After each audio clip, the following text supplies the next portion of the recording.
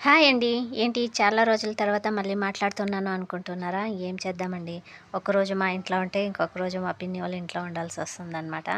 నెలకు ఒక 2 వారాలైనా నేను మా పిన్ని వాళ్ళ ఇంట్లో 2 సార్లన్నా వెళ్ళాల్సొస్తాది. ఎందుకంటే, అది స్పెషల్ అనమాట. మా అల్లునికైతే సంబంధాలు చూస్తా ఉన్నాం కదా! అందుకని వెళ్ళాల్సొస్తాందనమాట. అక్కడికి వెళ్ళినప్పుడు మాత్రమే ఇలా నేను వెంకటేశ్వర స్వామిది వీడియో అయితే పెడుతున్నానండి. వెళ్ళినప్పుడంతా నేను పూజ అయితే చేస్తాననమాట. ఈరోజు వాళ్ళొస్తన్నారని వాళ్ళకైతే భోజనాలైతే ఇలా రెడీ చేశాను. ఫస్ట్ అయితే పెరుగు పచ్చడి, ఇంకా పెసరబ్యాళ్ళు ఉంటాయి కదా! ఫ్రూట్స్ అన్నీ ఇట్లా రెడీ అయితే చేసి పెట్టేసినాను. రైస్ అయిపోయింది. ఇంకా పులుసయితే చేసినానండి. అన్నపు గింజల పులుసయితే చేసినాననమాట.